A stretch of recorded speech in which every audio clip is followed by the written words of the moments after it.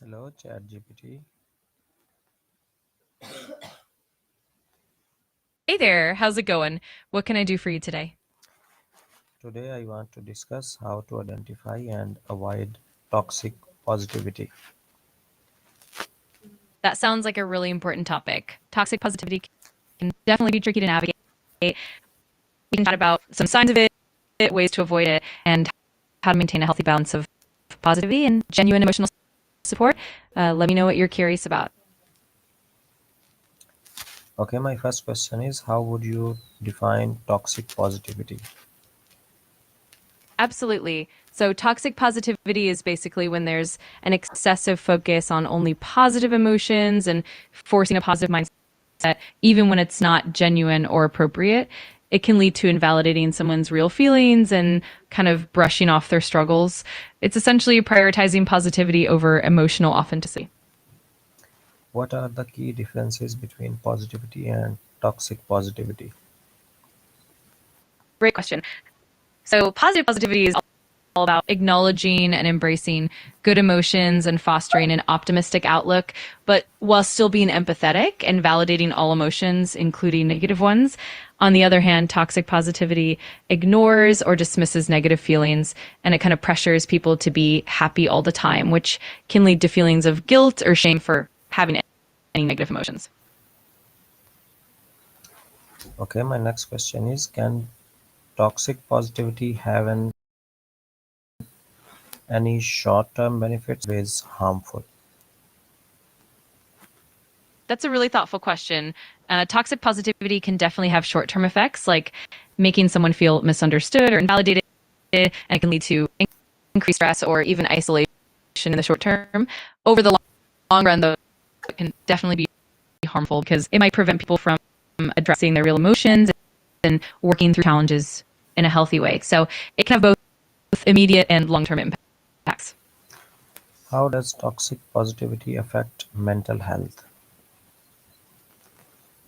Yeah, it can have quite a significant impact on mental health. When people feel pressured to constantly be positive, they might suppress their genuine emotions, which can lead to feelings of isolation, anxiety, or even depression. Over time, it can make it harder for individuals to seek help or to process their emotions in a healthy way. So it definitely can have a pretty deep and negative effect on mental well being. Okay, are certain personality types more prone to reacting toxic positivity, or is it a myth? That's an interesting angle. Generally, people who are more inclined toward being overly optimistic or who really value positivity might be more susceptible to toxic positivity. On the flip side, though, certain personality types that struggle with vulnerability might also lean into toxic positivity as a defense mechanism. So it can really vary, and it often depends on the individual's coping styles and their environment. What are common signs of toxic positivity in oneself? Please explain in detail. Absolutely. Some common signs include things like dismissing or minimizing your own negative emotions, always forcing yourself to look on the bright side even when it's not appropriate, feeling guilt or shame for having negative feelings, and even avoiding situations where you might need to express vulnerability. It can also constantly trying to cheer yourself up or others up even when it's not really helpful. Those are some key indicators. How can someone recognize toxic positivity in their workplace or social circle?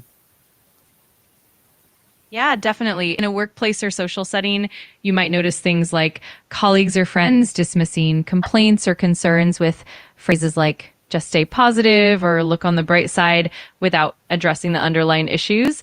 You might also see a culture that discourages open discussions about stress or mental health, or where people feel pressured to always appear happy and upbeat. Those are some of the common signs to look out for.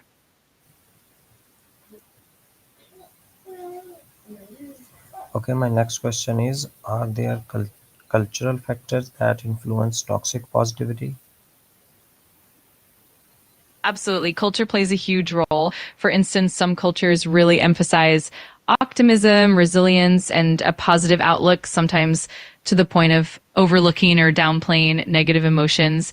On the other hand, some cultures might have different attitudes towards vulnerability and emotional expression, which can either mitigate or amplify toxic positivity. So definitely cultural norms and values can have a big influence. Okay, can social media amplify toxic positivity? Oh, definitely. Social media is a big factor. It often showcases highlight reels, which can create this illusion of constant positivity and perfection. This can definitely amplify toxic positivity by making people feel like their own struggles aren't valid or that they should always be happy. And it can also pressure people to downplay their emotions or even hide their authentic selves. So social media definitely plays a role. Okay, why do people engage in toxic positivity? Yeah, absolutely. Often people engage in toxic positivity because they genuinely want to help or support others, but they might not realize the impact of their words. Sometimes it can be a coping mechanism to avoid dealing with difficult emotions, or it can come from societal or cultural norms that prioritize positivity.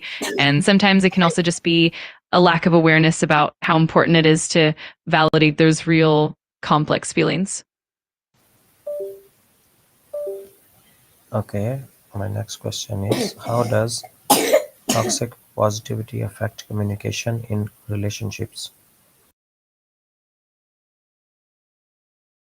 Oh, definitely. Toxic positivity can really hinder open communication in relationships. It can make people feel like their genuine feelings aren't welcome or that they're being judged for having any negative emotions. Over time, that can lead to people bottling up their feelings, not feeling understood, and ultimately creating distance. It can also prevent meaningful problem solving and empathy, which are essential for healthy relationships. What is the impact of toxic positivity on workplace culture? Yeah, in the workplace, toxic positivity can really create an environment where employees feel like they can't express concerns or challenges openly. It can lead to employees feeling unheard or unsupported, which can decrease morale and engagement. It can also prevent real problem solving and innovation because issues get glossed over. Overall, it can create a less transparent and less supportive work culture. How can toxic positivity strain intimate relationships? Yeah, it can definitely strain intimate relationships by creating a barrier to genuine emotional connection. When one partner is always pushing positivity, it can make the other partner feel invalidated or like their struggles aren't being taken seriously. This can lead to feelings of loneliness, resentment, and even a breakdown in trust and communication. So it really can hinder that deep, meaningful bond. Okay, how can someone respond to toxic positivity in other without conflict? That's a great question. One approach is to gently acknowledge the positivity, but also express your true feelings. For example, you can say something like, I appreciate your encouragement, and I'm also feeling a bit overwhelmed right now. It helps to set healthy boundaries and communicate openly. Another good tactic is to encourage more empathetic listening and maybe even gently guide the conversation towards validating emotions first before jumping to positivity. It's all about balance and empathy. How can mindfulness or self-compassion help counter toxic positivity? Absolutely. Cultivating self compassion can really help you acknowledge and accept your true feelings without judgment. It allows you to be kind to yourself and to recognize that it's okay to have difficult emotions. And that in turn helps you avoid falling into that trap of toxic positivity. It also makes it easier to set healthy boundaries and communicate more authentically with others. So it's definitely a powerful tool. Okay, ChatGPT, thanks for your help. Take care. Bye bye. You're very welcome. I'm glad we could chat about it. Take care and feel free to reach out anytime. Bye for now.